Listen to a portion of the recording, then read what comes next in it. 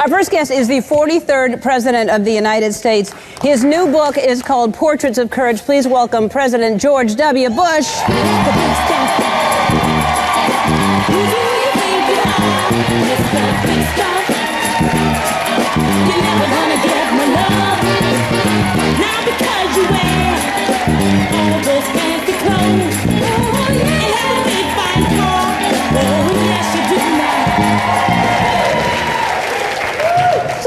Dancing. It wasn't committed to it fully, but it was a little bit of dancing. Yeah. Yeah. And I'm sober. Yeah. It's hard to dance sober. It really is. All of these people are drunk. I'm so excited to have you here. Are you as excited as I am to be here? Yeah, kind of. Yeah. No, I am. People don't know this, but my daughter Jenna and you are good buddies. Yes, we are. And so my attitude is, if you're a good buddy of Jenna, you're a good buddy of mine. She's a lovely girl. Your whole family. Your whole family. Yeah, she was on the show, and we called you, and you answered the phone. You actually picked up and talked to us while she was on the Yeah, on the and show. I was actually the president. Yeah, I know. In the treaty room in the White House. That's amazing. Yeah. We were very excited that you picked up. Well, thank you. Yeah. I love your whole family, your dad and your mom, and I know we're both in the hospital recently, but then they were at the Super Bowl, so I was happy. Unbelievable. Yeah. Yeah. So they're good. Yeah.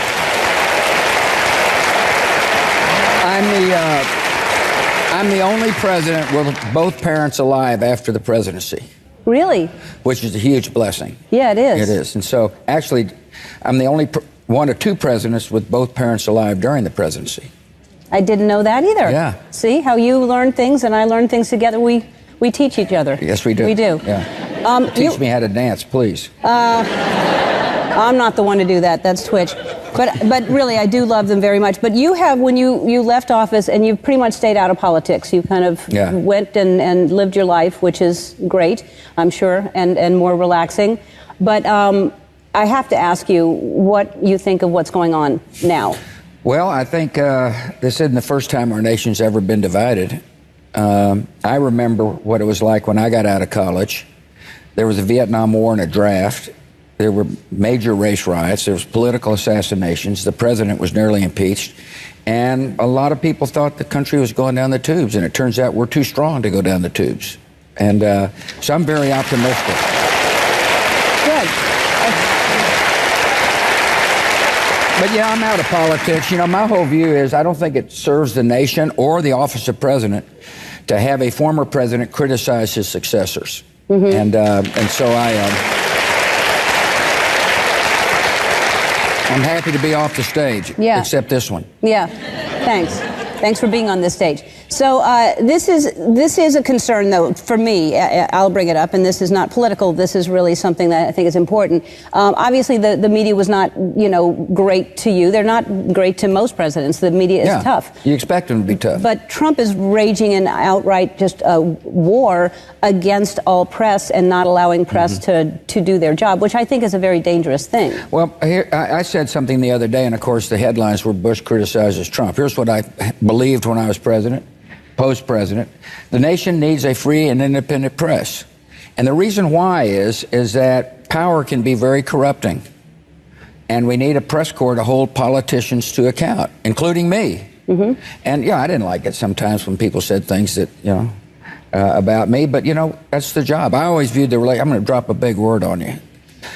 Symbiotic relationship. Ooh. Yeah. 4 syllables. Yeah. Don't ask me to spell it. All right. And that is, I needed the press to get the message out, and they needed me to make news. And so. But it's very important. I mean, I think it is very important. We need to hear from everybody, and then it's up to us to figure out, So I used to tell, a lot of these tyrants when I would visit with them as president, that they needed to have a free press. And I would point to our country as an example where, power doesn't make you immune to criticism or to corruption investigations. And so, I'm a big believer in the free press, just like I'm a big believer in free religion. You can worship or not worship, and you're equally American. Yeah. It doesn't matter how you worship or who you worship.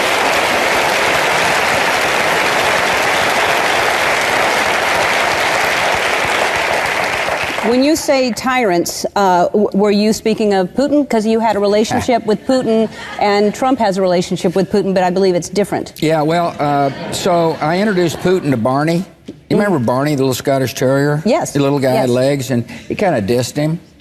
He looked at him like, you think that's a dog? Anyway, so a year later, Putin says, would you like to meet my dog? Laura and I were with Putin in his dacha outside of Moscow. I said, yeah, I'd like to meet him. And out comes a giant hound, kind of loping across the birch line yard. And Putin looks at me and says, bigger, stronger, and faster than Barney. And, it speaks volumes when you listen to what somebody says. And so, in other words, he's got a chip on his shoulder. Yep. And so, yeah, I had a contentious relationship with him. And I think whoever the president is going to find out that Putin will push and push and push until somebody stands up to him. Yeah. So Trump should get a hound. Not bad. You're good friends with Michelle. I am. Yeah. Yeah. She and I have, I'm kind of a needler, and she handles it pretty well. Yeah. Oh, yeah.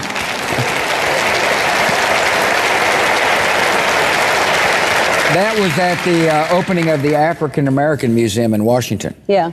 It's great. Really. Yeah. It's worth seeing. Yeah, I know. I didn't get a chance. I was there for one day, and I'm dying to go see it. You ought to. It's good. I hear it's amazing. The building is beautiful. The architecture is beautiful. Really interesting. But yes, she is an amazing woman. I love her so much. I feel the same way about her. She's a great person.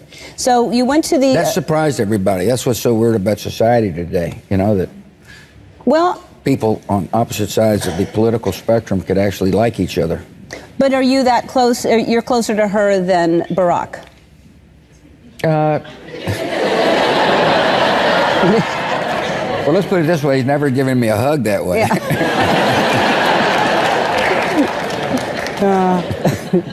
That's true. So it's all about the hug. I see. Generally. That's right. So you went to the inauguration, which was the right thing to do, but it must have been tough because your brother Jeb was pretty Not really. harshly judged. Jeb gave it his best shot. Not really. I tell you, it's a beautiful experience to watch the peaceful transfer of power. Mm-hmm. And I'm glad I went. You had a little bit of problem. The poncho was a problem. It seemed. Had you put a poncho?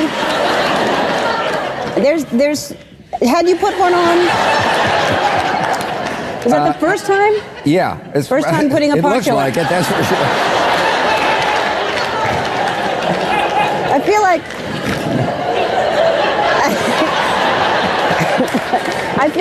it runs in the family. It really must run in the family because your mom had an issue with the poncho also. It's genetics. Yeah. All right. I want to make sure that doesn't happen again. So, hey, Zener, will you bring out the gift? There's a... All right. What you do... Here. And all you do is this end up... and you can put it on. Yeah. All right. I'm waiting for you to paint me. I want you to paint me. I told you I was looking in those eyes. All right. Beautiful blue. All right. Well, I'm waiting for my portrait. Let's talk about this amazing book. You really are a great painter. And Portraits of Courage. Tell everyone what this is. I've gotten to know a bunch of warriors since the presidency and ride mountain bikes with them or play golf with them. And I decided to paint 98 portraits because I wanted to tell their stories. Our veterans are a unique asset for our country, and we need to not only honor them, but to the extent they want help them transition from the military to civilian life. And this book calls attention to what works and what doesn't work, for example, in dealing with post-traumatic stress and traumatic brain injury. And all the proceeds go to the Bush Center. Thank you. The Bush Center in Dallas, Texas, all for our vets program. We have some of the vets in the audience with us today. Thank you very much for your service. Thanks for everything. Yeah, we got Jake and Danny. These are guys I know. They're friends. I painted them.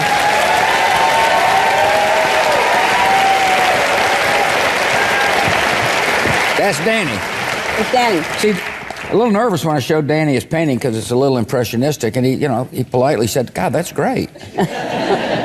So when did you start painting? How long ago? 5 years. Really? Yeah, Recently? I was agnostic on art, and got a little bored, and I read Winston Churchill's essay, Painting as a Pastime. I said, hell, I'm going to paint. He was good. Yeah, he was good. He was really good. Really good. And so I hired an instructor, and the art community wasn't exactly my base of support when I ran for office. And so the instructor was slightly nervous. She said, "You're objective." I said, "There's a Rembrandt trapped in this body, and your job is to find him." And so I started painting. I paint all the time.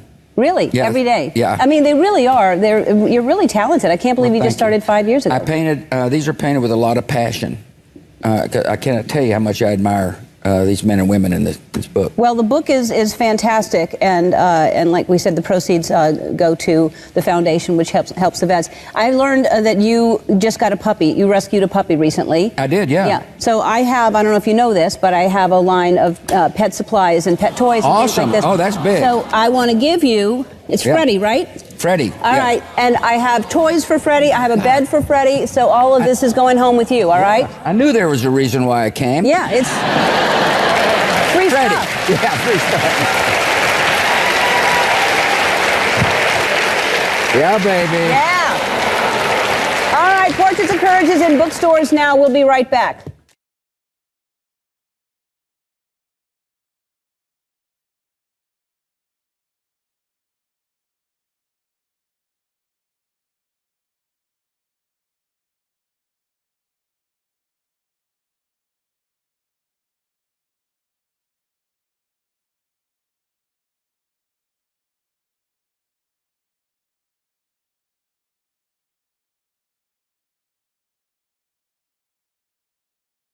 Yeah.